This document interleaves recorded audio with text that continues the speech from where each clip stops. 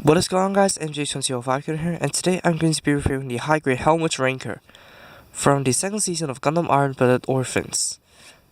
Now, this guy, it actually reuses the actual Grimgird frame from the lore, and the retrofitting actually looks pretty cool, and the color scheme, it's just McGillis's taste to me. It's not like Isurugi's personal taste. But anyways, it just looks pretty cool. The build process is actually kind of easy for the lower half because there's barely any armor pieces except for the feet. The feet, you need to be careful of like fitting this piece into the actual gray piece. So that can be quite a bit frustrating. And the shoulders, you need to like slot this blue piece into this thruster piece, so that can get a bit frustrating as well. And also the head, you need to keep track of the head because like without all the armor pieces fitted on, everything will fall apart. So that's that. And the seam lines, there isn't really any except for the arms. Same thing with the Grimgird, like because it just puts the two halves together and there is like an obvious seam line down the arms. Unless I'm building it like badly, or else that is a bit of an issue. So for stickers, you have the mono eye here, no clear green visor again. The chest over here, like the brown piece over here, and then also the front of the wrists. So that's all the details for the Helmwige Reincar.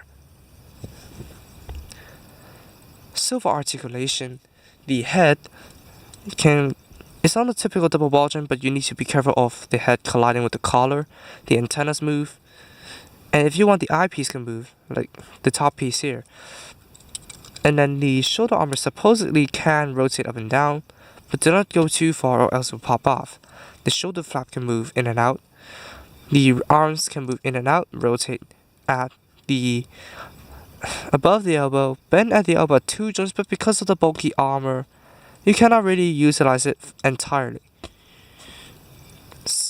And the waist can rotate on the ball joint. The torso can go up like this. Although I reckon nobody will ever use it like this because it just makes it look weird. Meh. And then no front skirt movement. Side skirts are on the on the ball joints on the hips. The back skirts do not move. The legs can move forwards, backwards a little, outwards, not that much, but yes, to be expected. Rotation at the hip, a double jointed knee, a nice armor separation. And this is one of my gripes of the Valkyrie frame. And then the foot can move side to okay, everything falling apart.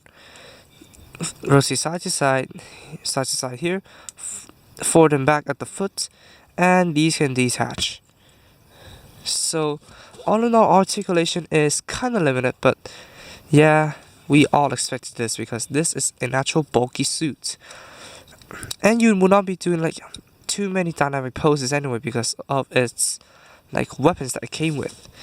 So all in all, articulation is satisfactory, taking the actual aesthetics into account. So for accessories, first, this guy is a bit top heavy. So one thing that Bandai came up with is the interchangeable ankles. So here we go. I brought in one of them in just to demonstrate. So here you can put it on, and then it has expanded ankles. So it has like a larger total surface area touching the ground, so it can support the mobile suit. And the only accessory that it comes with is the actual Valkyrie Buster Sword. Now I've measured this with a tape measure. It is 21 centimeters when it's retracted entirely. And you can extend the club and extend the actual sword handle, and now it becomes 25 centimeters. So that is a bit like crazy because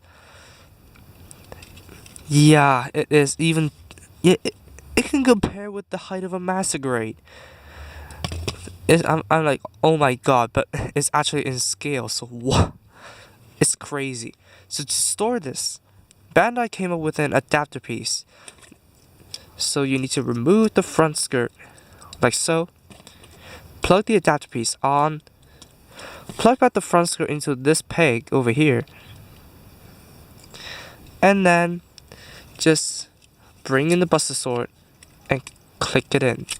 So what I like to do is to retract it and extend the club handle only. Yeah, for better weight distribution.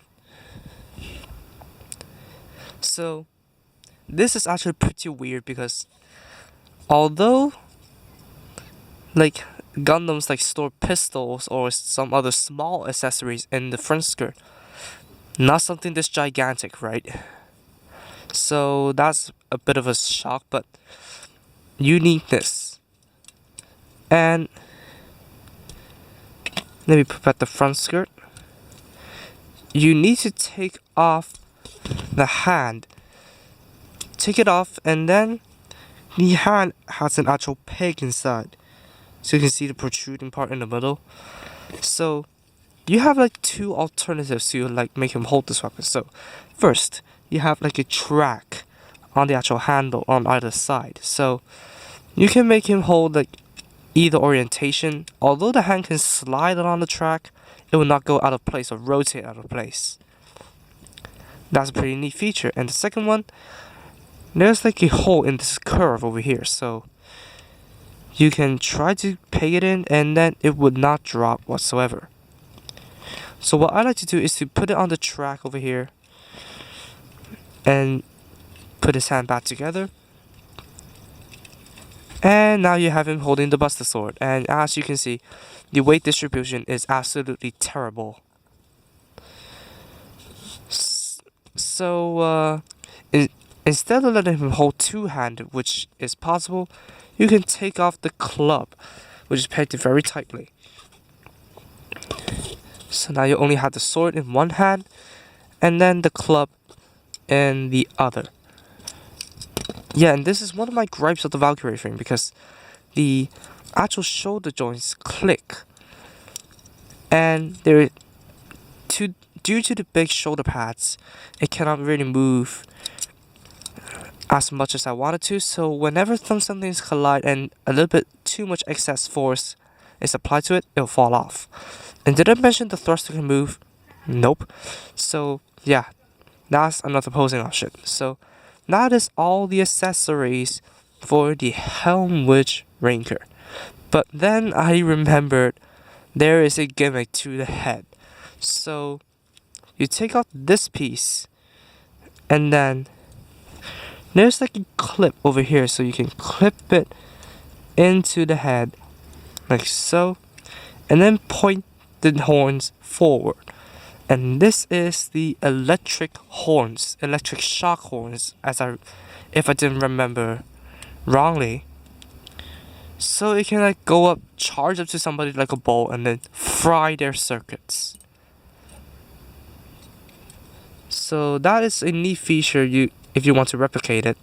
So that is all for the Helmwige Reincar.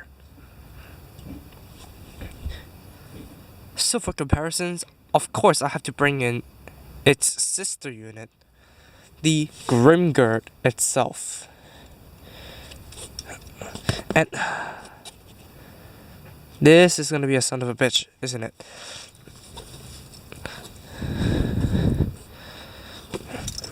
Now I'm gonna be back when I get these stabilized. There we go. So these two actually look pretty good together because yeah, they're using the same frame, and not much differences can be really spotted unless you just look into it.